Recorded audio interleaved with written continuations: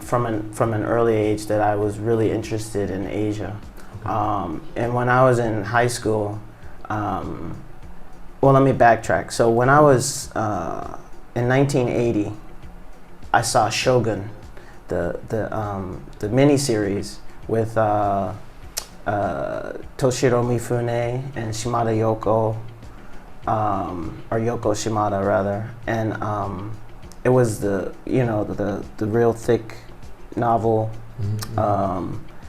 and after the Thornbirds, it was the next big miniseries, and it was a huge hit. It had the highest viewership, and as a result of that, all these sushi restaurants and tempura restaurants and all these Japanese things started becoming very popular all around America. And there was a scene in this drama where these ninja come out and attack. There's a night attack on the castle, and I was just blown away. And I said, what is this? And I was like, oh, these ninjas, they're so cool. I was like, this is what I want to be. Isn't that interesting? How old were you at this time? So I was 7. And that's when you knew? Yeah. So I saw these ninja, and it just blew my mind. And I was like, this is what I want to do. And then there were a lot of movies in the 80s with this actor named Sho Kosugi, who's from Nagoya. His son is a really big actor here called Ken Kosugi. But he did all these ninja movies, low budget, really bad ninja movies in America in the 80s. So the whole 80s, I was like just enthralled with ninja. So, martial art magazine, most kids and most guys in school were reading, car magazines or something. Mm-hmm. I was reading martial art magazines. So I was really into martial arts. And I used to make my mom take me to South St. Louis, which was like the white section. There was a little Chinese-run Asian martial arts shop. So they had antiques and incense and nunchucks and all kind of stuff. But they also had the ninja books and weapons and things. So I used to, whenever I would save up enough money, I would ask my mom to take me, and we'd go down there. So my young formative years, there were a lot of influences like that. And some more subtle, like, we used to watch Speed Racer and Battle of the Planets, all these Japanese anime, but not really kind of piecing together that they were Japanese. But, I watched all kind of, samurai films and kung fu films. And so I always had this interest in Asia, but it was kind of very immature. I didn't know, what was what and what came from where. But that was something that just fascinated me. But your parents picked up on that right away? Yes.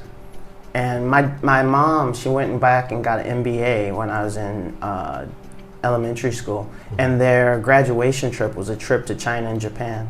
So they went to Japan. With your mother and father? My parents. Okay. And left you guys back at home? Left us at home, right. And I never let them forget it. I was so... How old were you at this time? I was probably like 10 or something. And you just I was so why hurt. Why did I get these kind of parents? I was like, why didn't you take me? And I had one request. I wanted my dad to get me a ninja outfit. And he went all over Japan looking for one. He finally found one, and he bought it for me. And when I got it, I looked at it and said, this isn't authentic. You did not. Did you really? And to this day, he always brings that up. He said, all he went through to get this thing, and you look at this, not authentic.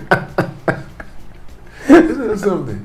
Yeah. Was your sister as much involved in the Asian? No. What was her interest? Just out of curiosity. Just normal things. She started running track, and then I started running track after her. So see, but you were super bad because your group beat out everybody else. That 4x100? Yeah. You guys killed them. You got to hold the trophy up there on the top, and you had everybody standing beside you like this. All those other teams. Well, that's a funny story because that was my freshman year. So I went to state freshman year. Well, you must have been anchor. I was the lead. Oh, you were the lead. I was the lead. You had such a gap. Yeah. But the team that should have won it was a school called Berkeley. And they were our rivals. And they're actually in Ferguson. So where the Michael Brown incident was, that's where that school is. And they dropped the baton. And we were like, thank you. Thank you very much. But I was a hurdler. What school was that? I went to Clayton High. But whose school was that meet at? Oh, that was at State at Jeff City. Oh, Jeff City. And at the state capitol. It was packed up, but everybody went nuts. So I ran track. Is that the only thing you did was the relay? No. I was a hurdler. Hurdles? I thought I was going to think. Yeah. So I was a state champ. I was actually national champ, Junior Olympics when I was 16. But what got you into track and field? You were headed towards art in elementary school. Then you get into junior high school. What happened there? I don't know how we got in. Well, my parents used to run mini marathons, so they used to run. So they're always but then they used to take us and we would bike ride and things, but then somehow we got into it. I think they just wanted us to do something in the summer so we wouldn't just be at home. So we started running track, and then my sister was really good, and then I found the hurdles and I fell in love with them because it's so much fun, because the jumping and so I really got into the hurdles. So I did that through college. So maybe 13 years I ran track. So I did, I'd play basketball in the winter, and then I would play soccer in the fall, and ran track in the spring track and was summer. Your favorite? Yeah. Oh yeah. Track was fun. So when you went to college, what did you major in? Asian studies. From the get-go? No, so it's funny. So I started off at University of Michigan. Right. I was there a year, and it was too big and too cold. And I came back home and went to University of Missouri for a semester. And then my best friend from high school was at Pomona College. And he's like, you should come to Pitzer. And I was like, what's that? And so I went to visit, and I fell in love. I mean, California, you got the ocean, you got the mountains, the beautiful women, the weather, and I just loved it.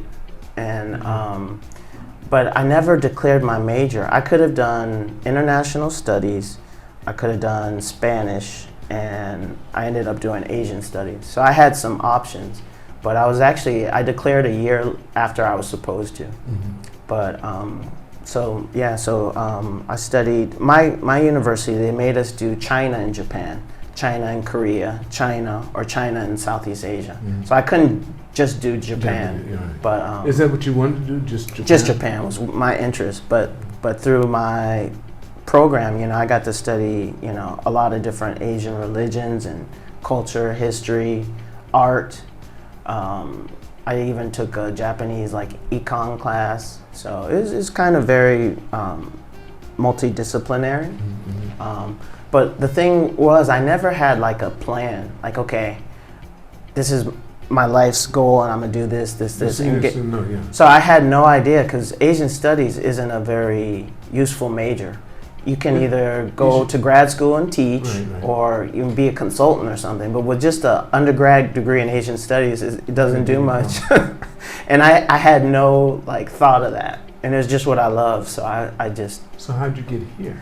So when you came here, had you come here during college time? Yeah. So I actually came here the summer of my sophomore year in college. I asked my professors, because we didn't have any study abroad at our college, but I asked my professors if they knew any good programs, and one of my professors was friends of a professor who had a program through University of Kansas, Topeka, Kansas, and their sister city was Hiratsuka in Kanagawa. So the University of Kansas and Kanagawa Daigaku are sister colleges. So I went on that program.